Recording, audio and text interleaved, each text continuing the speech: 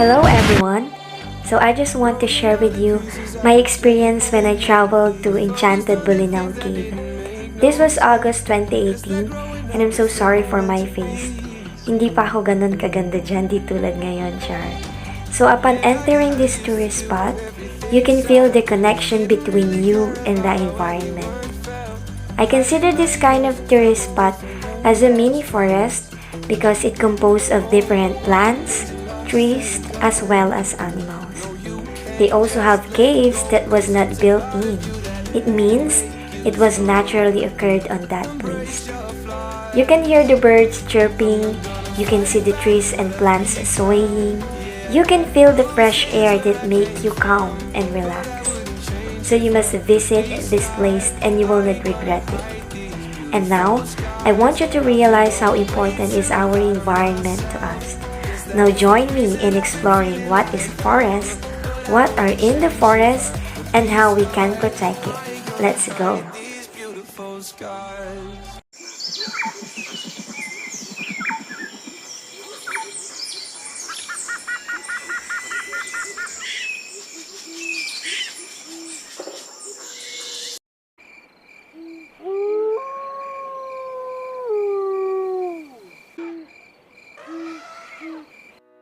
So good morning SS3B. So before we start our class for today, may I introduce myself. I am Clarence Joy A. Palisok and I am your reporter for today. So now, let me share to you the 5 principles of effective listening. Number 1 is stop talking. Don't talk, just listen. If we were supposed to talk more than we listen, we would have 2 tongues and 1 ear. Number 2 is prepare yourself to listen. You just have to relax and focus. Number 3, remove distractions. Focus on what I am saying and focus on what I am discussing. In short, just focus on me. Next is empathize. Try to understand what I am saying. And lastly, be patient. Be patient to listen to me at the end of my discussion. Now, let's start. So today, we will look at a very precious but delicate resource, and this is the forest. When we say forest, it is a community of trees, shrubs, herbs, and organisms that covers a considerable area that use oxygen, water, and soil nutrients as the community attains maturity and reproduces itself. Forest comes from the Latin word forest, meaning outside the village. We all know that forest can be seen outside the village, okay? So we are so familiar to the word forest. As we all know, it composed of many living things just like trees, plants, animals, and organisms that interact to each other to survive. So, the forest can be broadly grouped into 3 categories, and these are the tropical, temperate, and coniferous. So, all these 3 types support different kinds of flora and fauna as they thrive to different climatic conditions. So, when we say flora, it is the plant life occurring on a particular region or time. When we say fauna, it is all of the animal life of any particular region or time. In short, when we say flora, it is all about plants. And when we say fauna, it is all about animals. So the forest is said to be the lungs of the earth, and what do you think this means? The world's environment owes much of its states to the presence of the forest. So too does human welfare and survival. We can never underestimate the importance of the forest to us. From the air we breathe, from the food we eat, from the wood we use, forest is very important in our planet. Not only to us humans, but also to those animals, plants, and trees that lives in here. So I want you to bear in your mind that forest is very important. that we should not destroy. Instead, we should care for it. So next is we will go to the habitats of the forest. We all know that there are many creatures that depends on the forest for their survival. And if this precious habitat will be destroyed, these creatures will become extinct, for they will not be able to survive anywhere else. So now let's go to the habitats of the forest. We have the wildlife, means the native animals of a region. Examples of that are the lion, tigers, zebras, elephants, giraffes, and many more. Next, we have the endangered species, from the world itself endangered. Ibig sabihin, paubos na sila. Ibig sabihin, yung population nila is kakaunti na. So these are the species which are endangered of extinction and which may not survive if the adverse factors continue to rotate. So examples of endangered species is the giant panda. So next is we have the vulnerable species. These are the species likely to move into the endangered category in the near future if the causal adverse factors continue to operate. So when we say vulnerable species, yan na yung papalapit na sila sa endangered species if the changes in the environment or the adverse factors continue to operate. So next is the rare species. So these are the species with small population in the world and are at risk. So when we say rare, it is connected to the word scarcity, scarce, or unusual. So one of the examples of the rare species is the jaguars. According to the EcoWatch, there are only 15,000 wild jaguar left because of deforestation. See, dahil sa pagputol natin sa puno because of the bad activities that we do in forest, nagiging extinct yung mga animals. Imbis na dumami sila, nababawasan sila. So next, we have the threatened species. So these are the species which are any one of the endangered, vulnerable, rare species or categories. So these are the habitats of the forest. So let's go to the different types of forest. The first type of forest is the tropical evergreen forest. Tropical evergreen forests are usually found in areas receiving more than 200 cm of rainfall and having a temperature of 15 degrees Celsius to 30 degrees Celsius and have an annual humidity exceeding 77%. They occupy about 7% of the Earth's land surface and harbor more than half of the planet's terrestrial plants and animals. So, when we say tropical, it is somewhat connected to temperature, which is hot or mainit. So, tropical evergreen forests are dense. They are multi-layered and harbor many types of plants and animals. So, the trees are evergreen as there is no period of drought or frost. Ibig sabihin, dito sa tropical evergreen forest, all the trees are evergreen unless walang mangyayaring taglamig. So, trivia muna tayo. Did you know that in India, evergreen forests are found on the eastern and western slopes of the Western Ghats in such states as Tamil Nadu, Karnataka, Kerala, and Maharashtra. So, one of the famous tropical evergreen forests in India is the Andaman and Nicobar Islands. So, Andaman and Nicobar Islands are one of the famous tropical forests in India. What makes this place more special is that it supports a large variety of flora and fauna. So when we say flora and fauna, it talks about the different types of plants and animals that lives in a forest. The Andaman Islands have a rare plant and animal species that are believed to have been passed from another nearby countries such as Myanmar, Thailand, and Bangladesh. Ibig sabihin, sa Nicobar and Andaman Islands, dito natin makikita yung different types of plants na ibig sabihin when we say rare, ibig sabihin unusual. Ibig sabihin, hindi siya madalas nakikita. Kaya kapag nakakakita tayo ng mga rare plants, tayo ay nasya-shock, na-excite kasi nga they are rare. So, it was believed that it was being passed from another nearby countries such as Myanmar, Thailand, and Bangladesh. So now, let's talk about what are the different types of plants and animals that can be seen in tropical evergreen forests. Actually, there are different types of plants and animals that can be seen in tropical evergreen forests, but I only chose one in each category. So first is the elephant. The forests need them as much they need forests. Forest elephants ensure the survival of your ecosystem. They also clear paths that other animals depend upon. So next is the type of a tree or plant that can be seen in the tropical evergreen forest.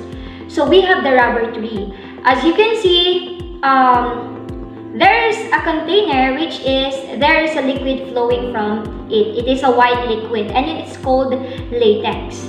It was first discovered by the ancient Olmec, Maya, and Aztec. So the latex sap is used to make rubber balls, to make waterproof clothes, and even homemade shoes. So the rubber tree can grow to heights of 100 to 130 feet. Sobrang taas, di ba? So now, let's go to the second type of the forest, which is the temperate evergreen forest. When we say temperate, it talks about mild temperature. So temperate evergreen forests are found largely in the temperate mid-latitudes of montane, North America, Siberia, Canada, Australia, Africa, and Scandinavia. So here in temperate evergreen forest, it was considered as the regional climax vegetation dahil sa temperaturang meron ito. And we can also see different types of hardy trees that can survive the different types of the soil, such as sandy and rocky. And most such communities here are subject to intermittent fire. So, dito sa temperate evergreen forest, makakakita tayo ng different kinds of trees na pwedeng makasurvive sa different types of soil. So now, let's talk about what are the different types of plants, trees, and animals that can be seen in temperate evergreen forest. So one of the example is the panda or the panda family. Pandas live mainly in temperate forests high in the mountains of southwest China, where they subsist almost entirely on bamboos. So alam naman natin na lahat na ang mga pandas ay nakatira sa bamboo. So we all know that the pandas are one of the most famous animals when it comes to movies. May mga movies na feature yung mga pandas, and also yung mga the picture of the pandas also used to the design of different kinds of things, just like phone cases, pillows, clothes, and so many more. So camphor tree is one of the examples that can be seen in temperate evergreen forest. It produces camphor oil that used to treat different types of conditions, just like toothaches. And camphor tree or oil is used also in perfumes. So now let's go to the third type of forest, which is the coniferous temperate evergreen forest. So coniferous forests are made up of mainly of cone-bearing or coniferous trees such as spruces, hemlocks, pines, and firs. So we are all familiar to pines kasi when we go to Batangas, Tagaytay, and Baguio, makakakita tayo ng mga pines. And mostly sa mga lugar na may mga pines is they have a cold temperature. So now let me show to you the different examples of trees that can be seen in coniferous temperate evergreen forests. So as you can see, they have the similarities when it comes to structures. So the leaves of these trees are either small and needle. So one of the examples of an animal that can be seen in coniferous temperate evergreen forests are the black bears. So these giant animals have super sharp claws, so they may climb trees. So familiar naman tayo na yung mga bear is nag-hibernate sila pag sobrang lamig na. And during hibernation, a bear that senses a threat can awake quickly to defend itself. It is because bears' body temperatures only lowers by a few degrees when they hibernate. This helps them become alert much faster compared to other animals. After studying what is forest, what are in the forest, what are the different types of the forest, I think this is the most important part of my discussion, because we will know the importance of the forest to us. Now let's go to the importance of the forest. First is they provide raw materials for certain industry. One of the examples of these raw materials from forests are lumbers, papers, woods, charcoals, and many more. Next is they provide food for humans and also for animals, just like fruits, leafy vegetables, and edible oils. The third one is they prevent soil erosion and preserve the fertility of the soil. The herbs, shrubs, and trees in the forest hold the topmost layer firmly by the roots. That's why it doesn't allow the natural forces like wind and water to carry away the topmost fertile layer of the soil easily. The fourth one is they provide moisture and lower the temperature.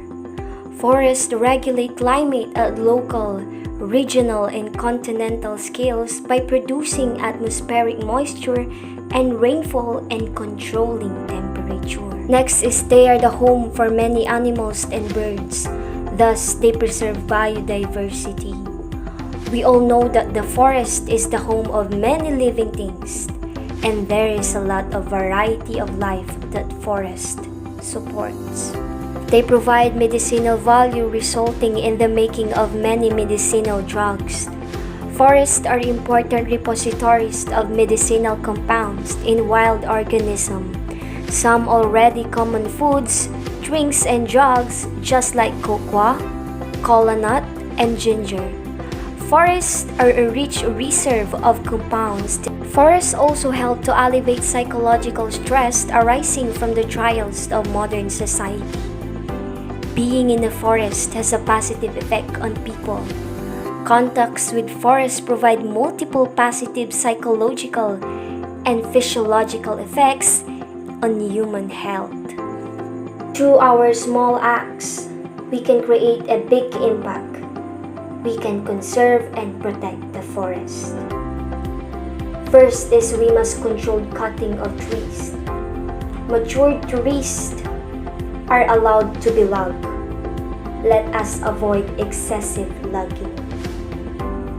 Next is create a massive reforestation program.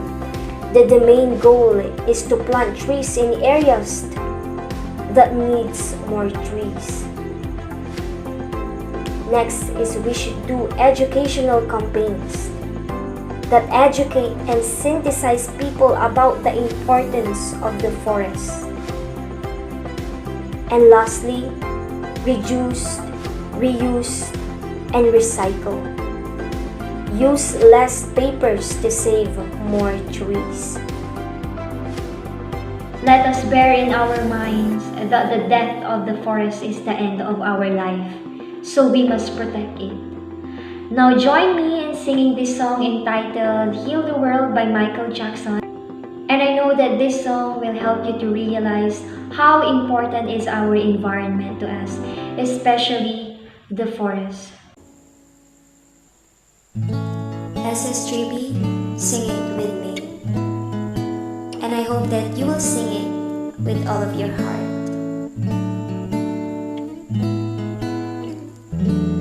There's a place in your heart, and I know that it is love. This place much brighter than tomorrow. And if you really try, you'll find there's no need to cry.